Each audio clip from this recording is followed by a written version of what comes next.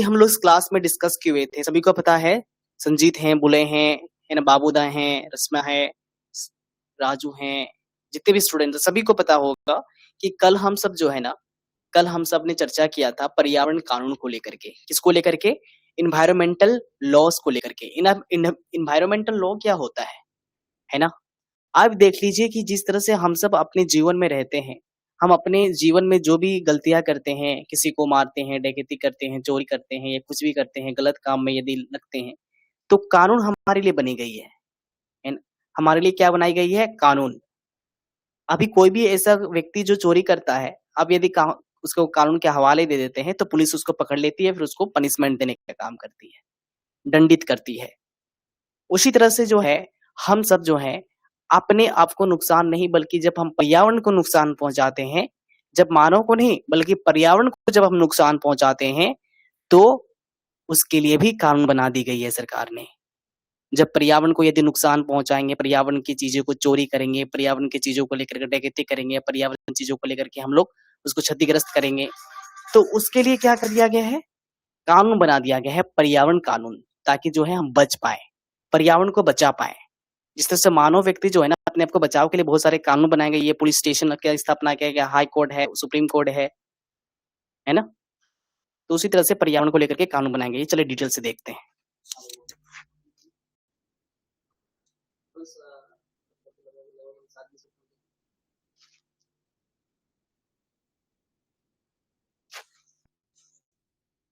ठीक है, समझ में आ गया? तो उसी तरह से सेम टू सेम कानून बनाया गई है, उसी कानून को, उसी लॉ को हम लोग देखने वाले हैं डिटेल से। वैसे भी कल हम लोग डिस्कस कर चुके हैं, बच्चा लोग सभी को डिस्कस किए हुए हैं, जितने भी स्टूडेंट थे सभी को पता होगा कि हम सब डिस्कस किए हैं, है ना? कौन कौन से टॉपिक को लेकर के कितना कानून, टोटल 4 कानून को हम लोग कल समझे हैं, टोटल 4 लॉ को समझे हैं। एक आपका इन्वायरमेंटल प्रोटेक्शन एक्ट 1986, है ना, 1986 इन्वायरमेंटल प्रोटेक्शन एक्ट। उसके बाद हम लोग समझे हैं प्रदूषण निवारण एवं नियंत्रण अधिनियम, जिसको हम लोग इंग्लिश से कहते हैं 1974 वाटर एक्ट 1974। इसको हम लोग कल डिस्कस किए हुए हैं, सभी को याद है। फिर उसके बाद डिस्कस किए हुए थे वायु प्रदूषण अधिनियम। क्या है? वायु अधिनियम 1981, वायु अधिनियम 1981, इसको डिस्कस किए हुए थे कि वायु प्रदूषित जब होता है तो सरकार इसके लिए कानून बना दी गई है। इसके बाद है वन को बचाव के लिए, हम पर्यावरण को बचाव करेंगे, जल को बचाव करेंगे और वायु को बचाव करेंगे और वन का भी बचाव करेंगे। तो सरकार ने वन से संबंधित कानून बना दी गई है, उस कानून का नाम है फॉरेस्ट कंजर्वेशन एक्ट 1980। समझ में आ गया? तो 4 कानून था, 4 कानून को हम लोग कल देखे हैं, पूरी डिटेल से समझे हैं। चलिए थोड़ी सी रिकैप करते हैं हम सब। देखिए इसमें दिखाया गया है कि 1 2 3 4 चीजें हैं, और 4 चीजें में आपको दिखाई दे रहा है। सबसे पहले जल अधिनियम, है ना, उसके बाद वन संरक्षण अधिनियम, इसके बाद है वायु अधिनियम, फिर पर्यावरण संरक्षण अधिनियम। पहले बात करते हैं जल अधिनियम, है ना। जल अधिनियम 1974 में बनाया गया। कब? 1974 में, जब जल प्रदूषित को रोकना होता था। देखा कि सरकार ने कि बहुत ही ज्यादा जल जो है प्रदूषित हो रहा है, समंदर का जल, नदी का जल, भूजल में कमी आ रही है, पीने के पानी में कमी आ रही है। हम जानते हैं यदि पानी दूषित रहेगा, पानी यदि स्वच्छ नहीं रहेंगी, यदि उस पेयजल को यदि हम लोग ग्रहण करेंगे, पिएंगे, तो बहुत सारी बीमारियों से ग्रसित हो जाएंगे। हैजा जो हो गया, हेपेटाइटिस जो हो गया, ये सारी बीमारी पानी के कारण होता है। अब पानी नहीं पिएंगे, पानी का सही उपलब्धता आपके शरीर पे नहीं जाएंगी, जो अवेलेबिलिटी होनी चाहिए, जो नीड आपकी बॉडी के लिए वाटर चाहिए, उतना नीड, उतना क्वांटिटी में यदि अपने शरीर को पानी नहीं देंगे, तो आपका किडनी का बीमारी होने की संभावनाएं होती है, पता है ना। तो सरकार ने देखा कि जल जो है बहुत ज्यादा प्रदूषित हो रहा है, पॉल्यूटेड हो रहा है, तो इसी वजह से एंड टाइम में गवर्नमेंट ने स्टार्ट कर दिया अपना 1974 में कानून। और वो कानून जो स्टार्ट हुआ, इसके बाद लगातार कहीं ना कहीं बहुत सारी चीजें बनी, बहुत सारे मॉडिफाई हुआ, बहुत सारी चेंज हुई। अभी देख लीजिए आपका है नमामि गंगे 2014 में स्टार्ट किया, पता है, नमामि गंगे।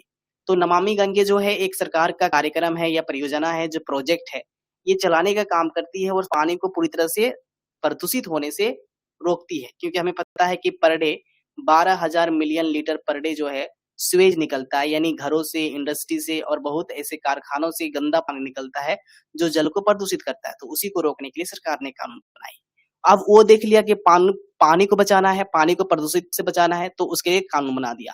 अब देखा कि वन की कटाई हो रही है, वनों की, जीवों की कटाई हो रही है ना? वन की जितने भी आपका पेड़ पौधे हैं, जीव जंतु है, सबको वो क्या कर रहा है? मार रहा है।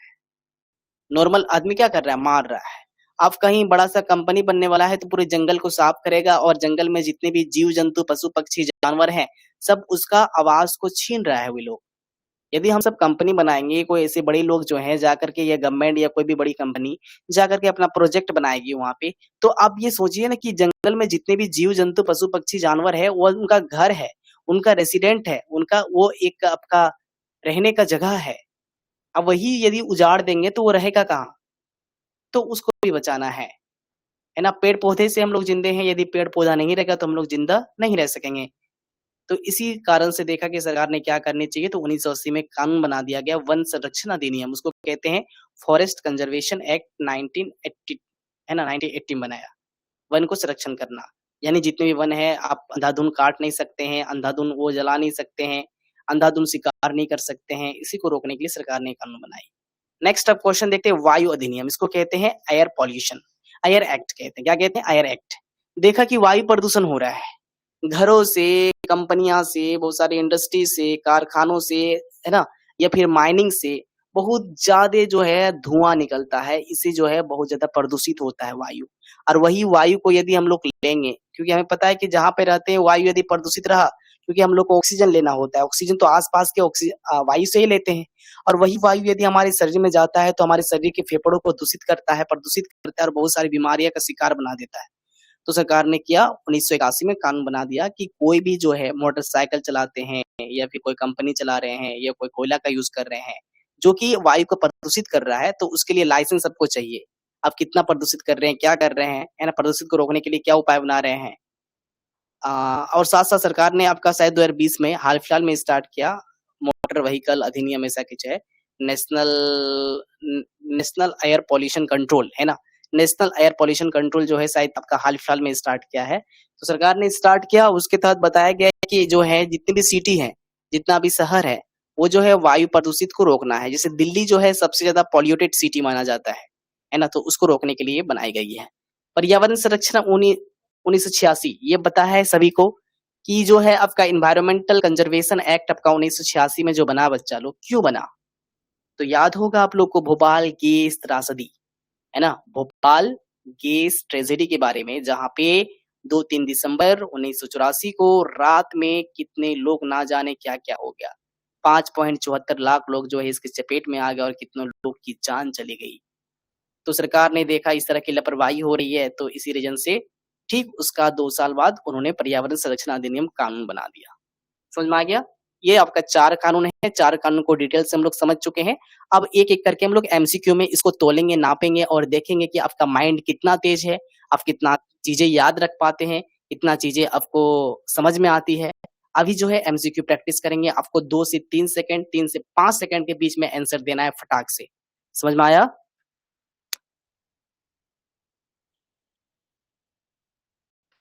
मैं बता देता हूँ फटाफट। देखिए, भोपाल गैस त्रासदी के बाद ही आपका पर्यावरण संरक्षण अधिनियम 1986 में स्टार्ट हुआ, है ना? 1984 में हुआ था, इसीलिए स्टार्ट कर दिया गया। पर्यावरण को बचाना है, यही इसका सबसे बड़ा जो है मोटिव था, उद्देश्य था। उसके बाद देख लीजिए, पर्यावरण वन जलवायु परिवर्तन मंत्रालय जो है इस अधिनियम के क्रियान्वयन के प्रमुख संस्था है। पूछा जा सकता है कि जो है आपका इन्वायरमेंटल प्रोटेक्शन एक्ट जो है, इसको जो चलाता है, इसका हेड कौन है ना? इसको कौन कंट्रोल करता है? तो इसकी जो मेन कंट्रोलर है वो कौन है? तो याद रखिएगा, पर्यावरण वन एवं जलवायु परिवर्तन मंत्रालय, इसी को कहते हैं इन्वायरमेंटल फॉरेस्ट क्लाइमेट चेंज, है ना? क्या कहते हैं? मिनिस्ट्री ऑफ, याद रखिएगा। ये जो आपका MO है, इसको कहते हैं मिनिस्ट्री ऑफ, है ना? और E मतलब होता है इन्वायरमेंटल, F मतलब होता है फॉरेस्ट, और C मतलब होता है क्लाइमेट्स, और C मतलब होता है चेंज। यानी मिनिस्ट्री ऑफ इन्वायरमेंटल फॉरेस्ट नहीं, ministry of environment forest climate change, ये जो है एक ऐसी संस्था है जो कि इन्वायरमेंटल प्रोटेक्शन एक्ट को पूरी तरह से वो क्रियान्वित करती है, या चलवाने का काम करती है, या संचालित करती है। ठीक है। उसी तरह से 1981 में बना दिया गया आपका एयर पॉल्यूशन को रोकने के लिए, तो सरकार ने काम किया। इसी कारण से देखिए आपका नेशनल क्लीन एयर प्रोग्राम जो है स्टार्ट किया 2019 में। इसका उद्देश्य था कि जितने भी आपका प्रदूषित हो रहा है, वो प्रदूषित को कम करना, प्रदूषण को कम करना इसका सबसे बड़ा मोटिव था। NACAP national clean air programmes, इसका फुल फॉर्म पूछा जा सकता है, इसलिए याद रखिएगा। नेशनल क्लीन एयर प्रोग्राम जो कि 2019 में स्टार्ट किया गया है।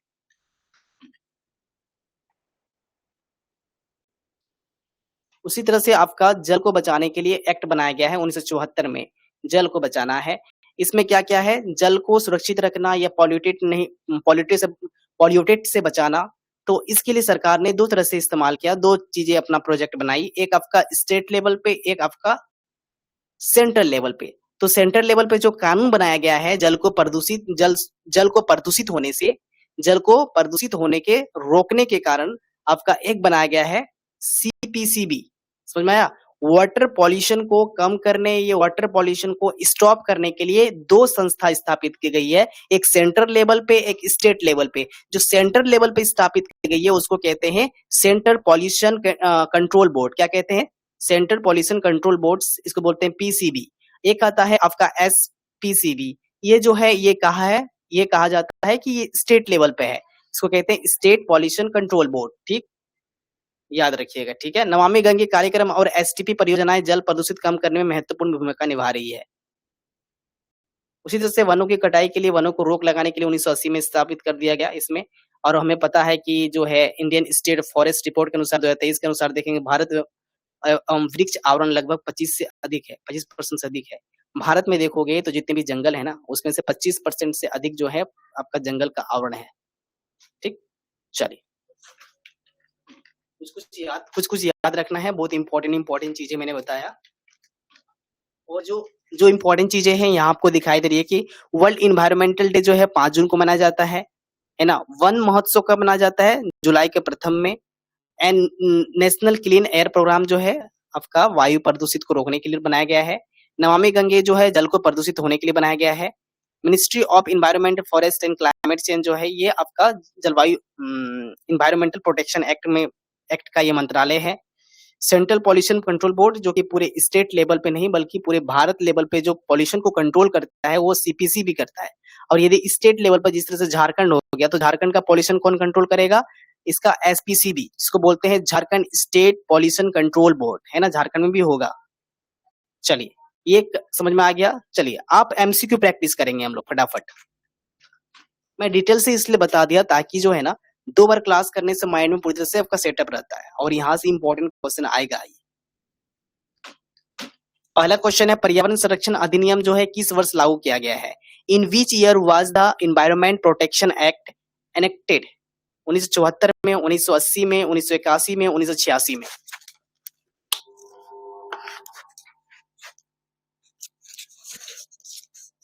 फटाफट आंसर देंगे, ठीक है। गुड, इसका आंसर क्या हो जाएगा? 1986 में, है ना, क्योंकि भोपाल गैस त्रासदी आपका 1984 में हुआ, तो 2 साल के बाद आपका 1986 में पर्यावरण संरक्षण अधिनियम ला दिया गया है। ठीक है, चलिए नेक्स्ट क्वेश्चन। पर्यावरण संरक्षण अधिनियम 1986 लागू करने का मुख्य कारण क्या है? यदि आप देख रहे हैं कि इन्वायरमेंटल प्रोटेक्शन एक्ट जो 1986 में बनाया गया है, आखिर क्यों बनाया, किस कारण से बनाया? What was the main reason for enacting, है ना, main reason for enacting the environmental protection act 1986? तो इसका फटाफट आपको बताएंगे। चिपको आंदोलन था क्या? भोपाल गैस ट्रेजेडी था क्या? ग्रीन रेवोल्यूशन क्या था? नमामि गंगे था, क्या था? गुड, इसका आंसर हो जाएगा आपका भोपाल गैस त्रासदी 2-3 दिसंबर के रात 1984 में ये घटना घटी थी। तो ठीक 2 साल बाद 1986 में आपका स्टार्ट हो गया पर्यावरण संरक्षण अधिनियम। जो स्टूडेंट नमामि गंगे मान रहे हैं उनका आंसर रॉन्ग होगा। पर्यावरण संरक्षण अधिनियम 1986 का मुख्य उद्देश्य क्या है? यदि उद्देश्य तो होगा ना जी, यदि 1986 में आपका एनवायरमेंटल प्रोटेक्शन एक्ट बनाया गया है तो इसका कोई मेन ऑब्जेक्टिव तो होगा ही। तो क्या मेन ऑब्जेक्टिव क्या है इस प्रोटेक्शन एक्ट का? प्रमोट हंटिंग्स, वन्य जीव को शिकार को बढ़ावा देना, environmental protection and pollution control, मतलब पर्यावरण संरक्षण करना और आपका साथ साथ पॉल्यूशन को रोकना, या फिर एग्रीकल्चर डेवलपमेंट करना, या फिर इंडस्ट्रियल डेवलपमेंट करना। बहुत इजी क्वेश्चन है, यस, क्या हो जाएगा बच्चा लोग? पर्यावरण को संरक्षण और शाश्वत प्रदूषण को कंट्रोल करना, बी नंबर हो जाएगा। नेक्स्ट, जल प्रदूषण निवारण और नियंत्रण अधिनियम किस वर्ष लागू किया गया है? वो अच्छा, जल जो है प्रदूषित होता है, वाटर पॉल्यूटेड हो रहा है, तो इसको रोकने के लिए, वो वाटर को पॉल्यूटेड होने के लिए, वाटर को पॉल्यूशन से बचाने के लिए सरकार ने क्या क्या कानून बनाई? तो चलिए कानून को देखते हैं, कौन कौन सी कानून है। 1974 में, 1980 में, 1981 में, ये 1986 में।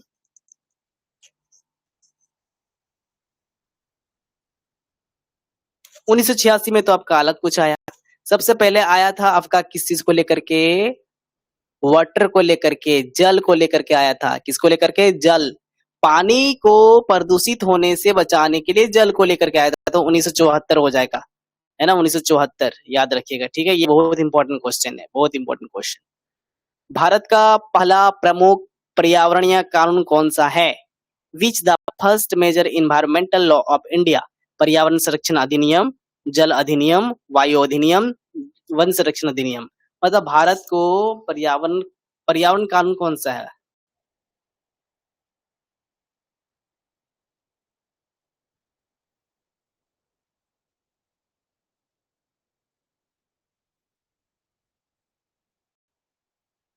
देखिए, पर्यावरण कानून देखेंगे ना, तो पर्यावरण की चीजें तो बेसिकली सब में आता है। पर्यावरण के अंदर सब में आता है। सबसे पहले तो जल को लेकर के कानून बनाया गया था 1974 में। फिर उसके बाद एयर को लेकर के बनाया गया, है ना? नहीं, पहले जल को लेकर के बनाया गया, इसके बाद वन को लेकर के बनाया गया, उसके बाद फिर वायु को लेकर के बनाया गया, फिर लास्ट में जो है ये आपका पर्यावरण संरक्षण अधिनियम बनाया गया। तो अब क्वेश्चन बोल रहा है कि भारत का पहला प्रमुख पर्यावरणीय कानून कौन सा है? तो पर्यावरण कानून है आपका पर्यावरण संरक्षण अधिनियम, है ना? ए नंबर हो जाएगा। नेक्स्ट, जल अधिनियम के अंतर्गत किस बोर्ड की स्थापना की गई? अच्छा, देखिए वाटर पॉल्यूशन हो रहा है, पता है सभी को, है ना? वाटर पॉल्यूशन हो रहा है, तो वाटर पॉल्यूशन को बचाने के लिए सरकार ने एक सेंट्रल लेवल पे और एक स्टेट लेवल पे स्थापित किया था कुछ आपका बोर्ड। तो बोर्ड का नाम क्या क्या है? फटाफट बता देंगे। यस, क्या हो जाएगा? एक होता है सीपीसीबी, एक होता है एफसीबीसी, है ना? जल अधिनियम के अंतर्गत बोर्ड की स्थापना की गई है। तो याद रखना, इसको कहते हैं, इसको क्या कहते हैं बच्चा लोग? इसको कहते हैं सेंट्रल पॉल्यूशन कंट्रोल बोर्ड, एक होता है स्टेट पॉल्यूशन कंट्रोल बोर्ड है। तो बी नंबर आंसर करेक्ट। वायु प्रदूषण का जो निवारण और नियंत्रण अधिनियम किस वर्ष लागू हुआ? In which year the air act enacted? पहले पानी आया, आया ना? उसके बाद आपका वन आया, उसके बाद पानी आया, वन आया, इसके बाद वायु वाला आया, इसके बाद आपका पर्यावरण आया। तो इसमें आपको शॉर्ट में आपको याद रखने की फॉर्मूला याद रखिएगा। सबसे पहले आपका पानी आया, इसके बाद वन आया, उसके बाद वायु आया, उसके बाद ये आया। ठीक है, ये ट्रिक है, ट्रिक है ना? ट्रिक तो याद रख लीजिएगा आप लोग को दिक्कत नहीं होगा। सबसे पहले वाटर आता है, वाटर 1974 में। उसके बाद आता है आपका वन, है ना? वन यानी जंगल, 1980 में। इसके बाद आता है वायु 1981 में। उसके बाद आता है पर्यावरण 1986 में। तो ये बोलता है कि कौन सा जो है वायु कंट्रोल बोर्ड में आता है? तो वायु कंट्रोल के लिए सबसे पहले आता है 1981, यानी आपका सी नंबर आंसर करेक्ट है। नेक्स्ट, वायु अधिनियम का जो प्रमुख उद्देश्य होता है, what is the main objective of the air act? तो जल को प्रदूषित को रोकना होता है ना? नहीं, वायु प्रदूषण को रोकना होता है, जल संरक्षण करना होता है, वन संरक्षण करना होता है। बहुत इजी क्वेश्चन हो जाएगा ये, बहुत इजी, फटाफट बोल देंगे आप लोग। स्किप कर दें इसको। यस, वायु प्रदूषण को रोकने के लिए बनाया गया था, प्रिवेंट एयर पॉल्यूशन। नेक्स्ट, वन संरक्षण अधिनियम किस वर्ष लागू किया गया? In which year was the forest conservation act? देखिए, फॉरेस्ट को बचाने के लिए आपका स्टार्ट किया गया था 1981 में। कब स्टार्ट किया गया था? 1981 में। ठीक, क्योंकि सबसे पहले आया, नहीं नहीं नहीं नहीं नहीं नहीं नहीं, 1981 में तो वायु आया था बच्चा, वायु आया था, वायु। पहले आया जल, उसके बाद आया वन, इसके बाद आता है अवायु, उसके बाद आता है पर्यावरण। तो वन संरक्षण अधिनियम के लिए वर्ष किस लागू किया गया था? 1980 में। कब? 1980 में। तो बी नंबर आंसर करेक्ट। वन संरक्षण अधिनियम का प्रमुख उद्देश्य क्या होता है? वनों की कटाई को रोकना, उद्योग बढ़ाना, खनन बढ़ाना, शहरों का विस्तार करना, prevent of deforestation, promote industries, promote mining and urban expansion expansion. हाँ, तो वन संरक्षण अधिनियम के लिए वनों की कटाई को रोकने के लिए बनाया गया था। ठीक है, पर्यावरण एवं वन जलवायु परिवर्तन मंत्रालय का संक्षिप्त नाम क्या है? मतलब बोलता है कि पर्यावरण है ना, वन है, जलवायु परिवर्तन जो है इसका मंत्रालय होता है ना, हेड जो होता है ना, जिस तरह से 2-3 चीजें का मंत्रालय होता है ना, इसलिए पूरा गांव का मालिक कौन है? पंचायत। पंचायत का मालिक कौन है? ब्लॉक का मालिक कौन है? ब्लॉक का मालिक कौन हो जाएगा आपका? जिला का मालिक कौन है? प्रमंडल का पूरा मालिक कौन है? स्टेट का पूरा मालिक कौन है? सेंट्रल। तो उसी तरह से जो है ना, आपका जल हो गया, वायु हो गया, वन हो गया, पर्यावरण हो गया, इसको बचाने के लिए, उसको संरक्षण करने के लिए जो कानून बनाई जाती है, उसका जो है संक्षेप में क्या कहते हैं? उस मंत्रालय को क्या कहते हैं? तो याद रखिएगा MOEFCC, ठीक है, ये हो जाएगा।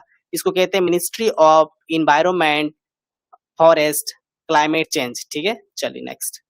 नेशनल क्लीन एयर प्रोग्राम्स बनाया गया था, पता है कब स्टार्ट किया गया? ये वायु प्रदूषित को रोकने के लिए, शहर में बहुत ज्यादा प्रदूषित होता है, सिटी में बहुत ज्यादा प्रदूषित होता है, उसी को रोकने के लिए बनाया गया है। तो ये आपका 2014 में बनाया गया, याद रखिएगा कब? 2014 में। नेक्स्ट क्वेश्चन, नमामि गंगे कब स्टार्ट हुआ बच्चा? नमामि गंगे बेसिकली पानी को क्लीन करने के लिए ही बनाया गया था, तो कब बनाया गया था? आंसर बताएंगे फटाफट। यस, नमामि गंगे 2014 में स्टार्ट किया गया, 2014 में, है ना। Next question, world environmental day कब मनाया जाता है? बहुत इजी क्वेश्चन, बहुत easy question. World environmental day celebrate 5 जून, है ना। निम्नलिखित में से कौन पर्यावरणीय कानून का प्रमुख उद्देश्य है? Which of the flowing, which of the which of है ना, which of the following is major objective of environmental law? प्राकृतिक संसाधनों का संरक्षण और सतत विकास इसका मेन उद्देश्य होता है। तो B number is the answer correct. ठीक, चलिए, कोई डाउट हो किसी क्वेश्चन पे तो बिना बेझिझक का क्वेश्चन पूछे आप लोग। मैंने आपको शॉर्ट ट्रिक बता दिया, इस शॉर्ट ट्रिक को याद रखना है ना। सबसे पहले आपका 74, 80, 81, 86, यानी जल, वन, वायु और पर्यावरण, ये ट्रिक याद रखिएगा। फार्मूला ये अपलोड कर दिया जाएगा। ठीक, चलिए, धन्यवाद सभी को, थैंक यू, जय हिंद, जय भारत।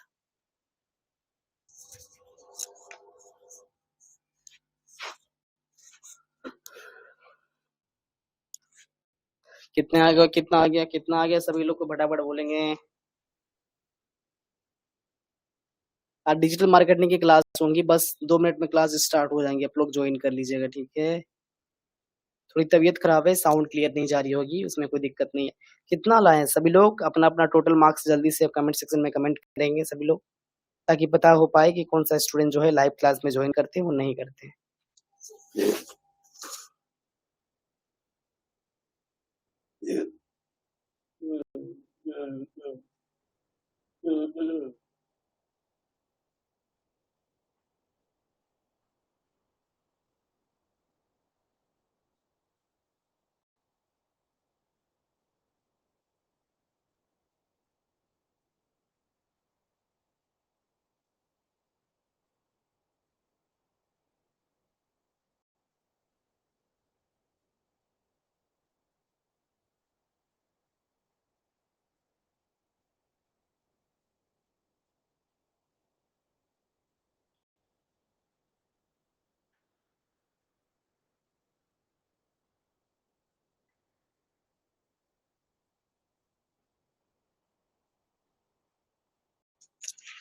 चलिए, दूल्हे का आया है 10 में 15, बाकी का है 15 में 13, 15 में 9, 15 में 6। चलिए, कोई दिक्कत नहीं है। संजीत बोल रहे हैं सर लेट से ज्वाइन किए। बाबू क्यों लेट से ज्वाइन करते हो? है ना, जब भी क्लास स्टार्ट होती है तो मैं आपको पहले बता चुका हूँ कि 6:30 से 7 के बीच में कम से कम जो है व्हाट्सएप पे आप रहिएगा। ऑनलाइन तो रह सकते हैं, वहां पर भी नहीं रहिए, ऑनलाइन भी मत रहिए, बस व्हाट्सएप ऑन करके रख दीजिए। व्हाट्सएप में आपका एसएमएस चल जाएगा, ऑटोमेटिक बता दिया जाएगा कि क्लास इज गोइंग ऑन, ये क्लास स्टार्ट हो चुकी है, स्टार्ट हो रही है। ठीक है, थोड़ी सी एक रिस्पॉन्सिबिलिटी बनती है कि जब भी क्लास स्टार्ट होती है तो ज्वाइन कर ले। एक शिष्टाचार की नाम होनी चाहिए आप लोग का। ऐसा नहीं कि व्हाट्सएप में एसएमएस आ रहा है, बोला जा रहा है कि क्लास स्टार्ट हो चुका है, बस मैं इसको इग्नोर कर रहा हूँ, 10 मिनट तो वेट करना होगा, 15 मिनट तो वेट करना होगा, ऐसा नहीं है। जब बोला जा रहा है कि क्लास स्टार्ट हो चुकी है व्हाट्सएप में, दैट मीन्स वो स्टार्ट एक्चुअल में हो चुकी है। ठीक है, क्लास जब आपको व्हाट्सएप में बोला जा रहा है कि क्लास इज गोइंग ऑन, ये क्लास स्टार्ट हो गई है, क्लास चल रही है, इसका मतलब क्लास स्टार्ट हो गई है। हो सकता है कि आपका 6:30 बजे क्लास स्टार्ट ना हो, तो आपको एसएमएस नहीं जाएँगी, है ना? पोस्टर तो पहले ही चल जाता है, डिटेल्स पहले चल जाता है, लेकिन जब क्लास स्टार्ट होती है, जब क्लास चल रही होती है, तब आपको व्हाट्सएप में पर्सनली एसएमएस जाता है, टेक्स्ट जाता है, ठीक है? तो इतना ध्यान रखिएगा आप लोग। आप लोग का क्लास छूट जाएगा तो फिर आपको दिक्कत होंगी, आपके एग्ज़ाम में दिक्कत होंगी, मुझे तो कोई दिक्कत नहीं होंगी ना। दिक्कत आप लोग को है, क्योंकि आप सब पढ़ रहे हैं अपने रिजल्ट के लिए, अपनी फ्यूचर के लिए। ये दोनों चीज़ें जो है आपको सिखाती है कि आप कितना ज़्यादा डेडिकेट हैं अपने लिए। फ्यूचर के लिए जो डेडिकेट रहते हैं ना, बहुत कुछ कर पाते हैं। चलिए, लेकिन बाकी सभी का प्रैक्टिस जो है अच्छा जा रहा है। जो स्टूडेंट्स लाइव क्लास जॉइन नहीं करते हैं बच्चा लोग, लाइव क्लास को प्लीज़ आप लोग जॉइन कीजिएगा। क्योंकि इससे क्या होता है, आप एमसीक्यू प्रैक्टिस करेंगे तो उसमें पता चल जाता है कि आपका मार्क्स कैसे आ रहा है। बहुत सारे स्टूडेंट्स देख रहे हैं कि कोई 10 में 8 ला रहा है, 10 में 6 ला रहा है, 10 में 4 ला रहा है, 10 में 4 बोल रहे हैं, 15 में 4 ला रहा है, 15 में 6 ला रहा है, 15 में 8 ला रहा है, तो 15 में कोई 10 ला रहा है ना? तो इससे दिक्कत हो जाएगा ना आप लोग को, क्योंकि सारे क्वेश्चन जो है ना इम्पोर्टेंट है। जब आप लोग का फुल टेस्ट सीरीज़ चलेगा तो फिर उसमें दिक्कत नहीं होंगी। लेकिन थोड़ा-थोड़ा हम लोग समझ के बैठेंगे, दिक्कत नहीं होंगी यदि हम लोग पूरे डिटेल के साथ समझेंगे तो। बाकी ज़्यादा टॉपिक नहीं बचा है, 3 से 4 टॉपिक बचा है, बस उसको क्लियर करेंगे हम सब। इसके बाद ईवीएस से छुट्टी हो जाएगा, फिर उसके बाद डिजिटल मार्केटिंग और आपका डिजिटल कम्युनिकेशन और डिजिटल मार्केटिंग पे हम लोग फोकस करेंगे, ठीक है? बाकी इसको तो कवर कर लीजिए पूरी तरह से आप नॉलेज के साथ, ठीक है? चलिए, क्लास को एंड करते हैं बच्चा लोग। धन्यवाद सभी को, थैंक यू। 5 से 2 मिनट में आप लोग जॉइन कीजिएगा क्लास को, ठीक है? धन्यवाद।